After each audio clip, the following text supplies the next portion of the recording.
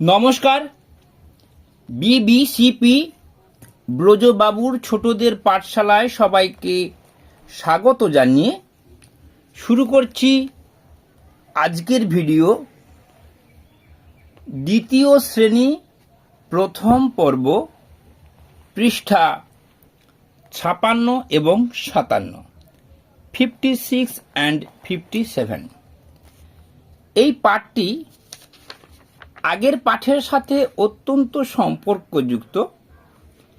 আগের পাঠে আমরা বল বসিয়েছিলাম, কলার হিসেব দেখেছিলাম, কাঠির হিসেব দেখেছিলাম, ফুল দিয়ে হিসেব দেখেছিলাম। এখানে কেবলমাত্র বল দিয়ে হিসেবের কথা বলা আছে।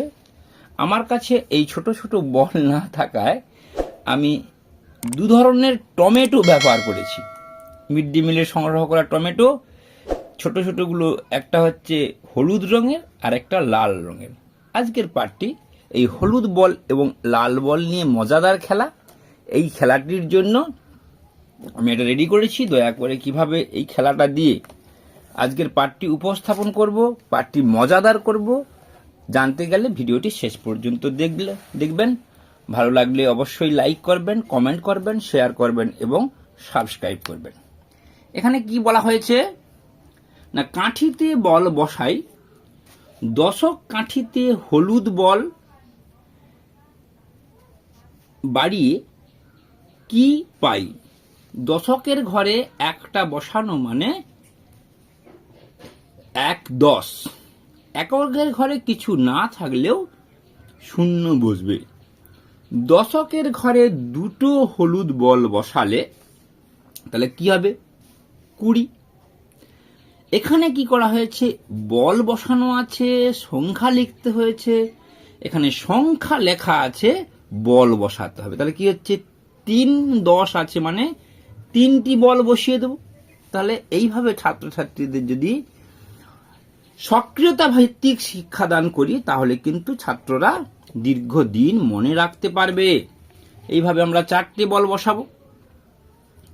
তারপরে কি, এখানে 5টা লেখা আছে কিন্তু 5টা বল বসিয়ে দিতে হবে। এইভাবে 5টা বল বসিয়ে দিতে হবে। যদি আমরা রং দিয়ে করি তাহলে কিন্তু আমাকে রং গোল গোল এঁকে দিয়ে রং করে দিতে হবে। এখানে কি হয়েছে? 6টা বল আছে। দেখুন আস্তে আস্তে 10 20 30 40 50 60 70 80 90 এমনি করে ক্রম অনুযায়ী এই পাঠটি শেখানোর চেষ্টা করা হয়েছে। 10 কি করে হয়, 20 কি করে হয়, 30 কি করে হয়, 40 কি করে হয়, 50 কি করে হয়, 60 কি করে হয়, 70 কি করে কিভাবে হয়, 80 কিভাবে তৈরি করা যায়, 90 কিভাবে তৈরি করা যায়। এক্ষেত্রে আমরা 10 টাকার নোটও ব্যবহার করতে পারি যদি রঙিন বল বা রঙিন পেন্সিল বা টমেটো এইসব না পাই। এখানে 20 টাকা, এখানে 30 টাকা, এখানে 40 টাকা, এখানে 10 টাকা করে 5টি দেব, 50 টাকা, 10 টাকা করে 6টি দেব, 60 টাকা, 10 টাকা করে 7টি দেব। এইভাবে আমরা বোঝাতে পারি। এরপর আমরা চলে যাচ্ছি পরের পৃষ্ঠায়। এখানে লাল বলের ব্যবহার করতে বলা হয়েছে।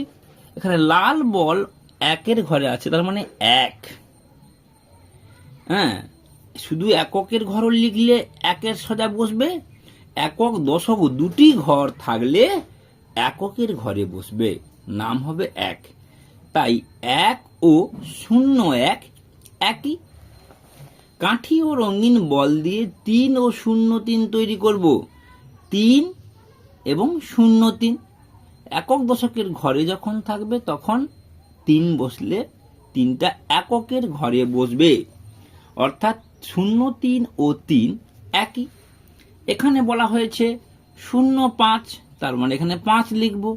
এখানে 5 লেখা আছে এবং এখানে বল বসাবো। কোন ঘরে বল বসাবো? এককের ঘরে না দশকের ঘরে?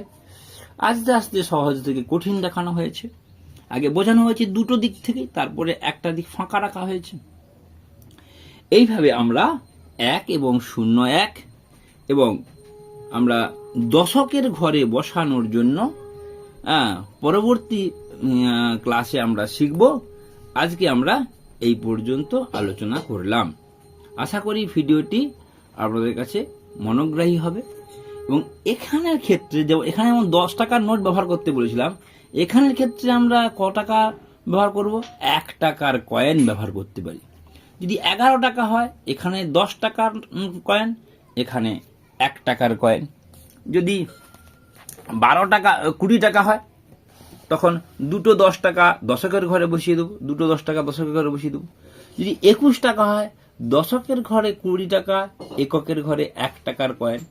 এভাবেও বসাতে পারি, তাহলে ছাত্রছাত্রীদের মনে আরো স্পষ্ট ধারণা হবে 10 মানে 10 টাকা মানে 10।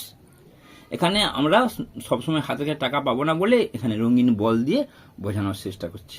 আশা করি ব্যাপারটি সবাই ভালো করে বুঝতে পেরেছেন এবং ছাত্রছাত্রীর কাছে নিজেদের মতো করে উপস্থাপন করবেন।